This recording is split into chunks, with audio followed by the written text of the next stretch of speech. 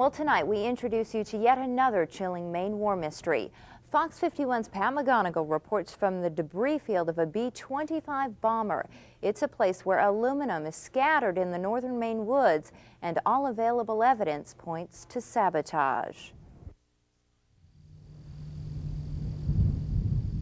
You can't tell now because you only see the picturesque rolling hills and valleys of Aroostook County, but not so long ago, the clear skies over these quiet potato fields were buzzing with the sounds of war. The Presque Isle Airfield, America's launching pad to the European theater. Amazing things happened here and continue to happen here. A lot's changed here since World War II, but the locals clearly remember. They were taking off every day, all the time, day and night. We always like to see them when they go over. We didn't think about, I don't think I just thought very much about where they were going, what they were going to do. And for a while, they had no reason to speculate until the morning of September 22nd, 1942, a day that changed this region forever. Well, that day was a cloudy, half-foggy morning. Harold Quass stood on the runway just after 7 a.m. when 8 B-25 bombers left for Gander, Newfoundland.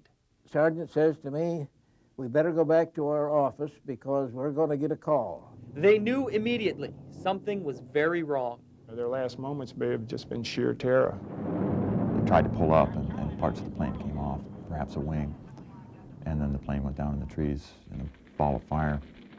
Just miles from the airfield, one of the bombers crashed. All 7 men died and not a single intact body was recovered. It's kind of gruesome when you see human bodies all blown to pieces. Up there, of course, we didn't see that, but I felt it. Yeah, she was a bad mess when she came down here. Incredibly, the crash site in the remote woods of Wade looks almost as it did 58 years ago. Under the thick cover of trees, twisted and melted aluminum is scattered everywhere. That's part of the body. The Army Air Force, as it was called then, determined there was no use in trying to recover the wreckage nestled deep in the woods of Aroostook County. So wings, control panels, a 14-cylinder engine, and everything it took to build a B-25 lies in these woods, far from the beaten path, largely untouched. All I saw that morning was the plane coming across here, went down behind the ridge, and was working there in the field. Next time I looked up, a great big cloud of black smoke was coming up. 58 years later, the debris field still suggests an explosion in midair caused this crash.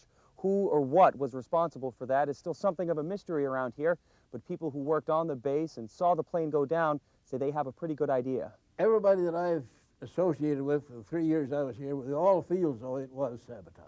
A local woman from Mars Hill was arrested shortly afterwards, taken from the hangar where they were loading the planes, and taken away. She was the one that planted something, dynamite or something in the plane. A woman was convicted of sabotage in federal court in Bangor, but records are unclear as to whether she was responsible for this particular crash. They could never come out and say that a plane had been successfully sabotaged at that time. See? But for those who were there is no mystery.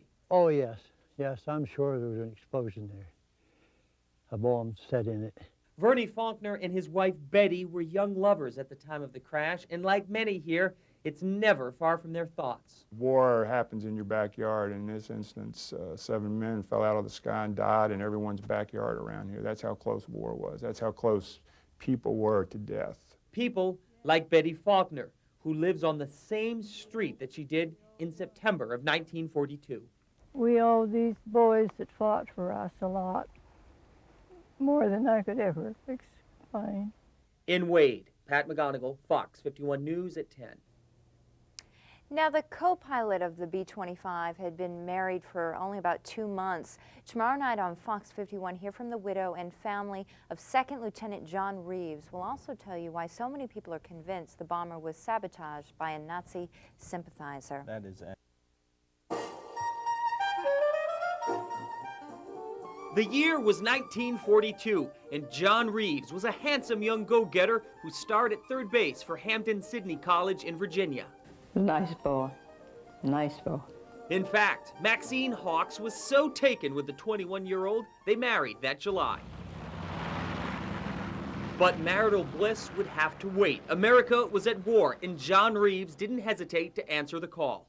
And so, because he knew he was going to be drafted, he wanted to be in the Air Force and volunteered for that. After flight school, he left Virginia with his bombing squadron and flew over his childhood home to say goodbye, in a unique way, to his kid brother, 13-year-old Wilson Rives. He broke formation, came down low, tipped his wings like that, and then went on up back with him. That was the last contact.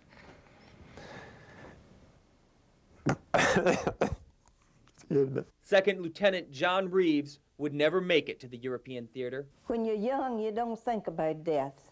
You're the least prepared for it that you could possibly be.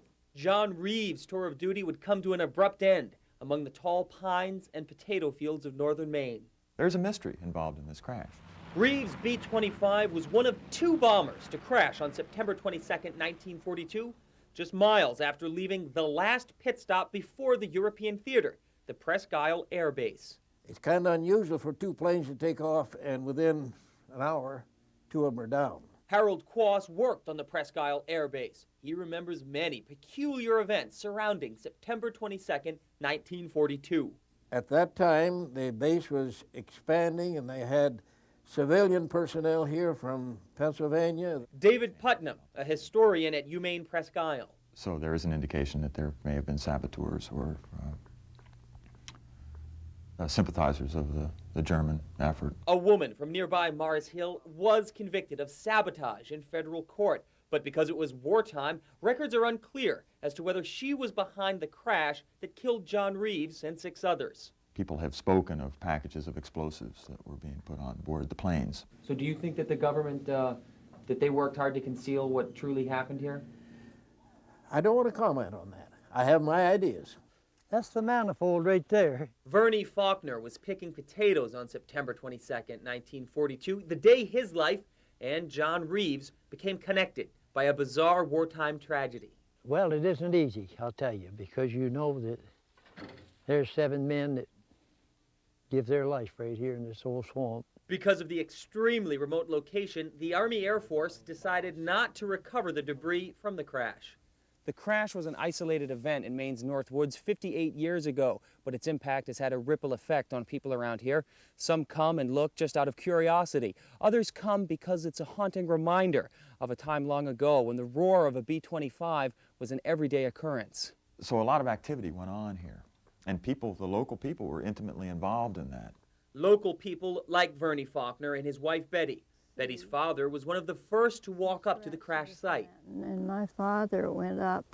I don't know whether he went up with us that day or not, but anyway, he saw a glove and he picked it up and there was a hand in it. So that was, excuse me. It's clearly a tragedy that's left permanent scars on this section of the county. All of a sudden, in one instant, there's a horrible sound, there's smoke, there's fire, 7 people are dead, and somehow your life has changed forever. It's history, all right. There's always good and bad, you know, all things, but them men that gave their lives.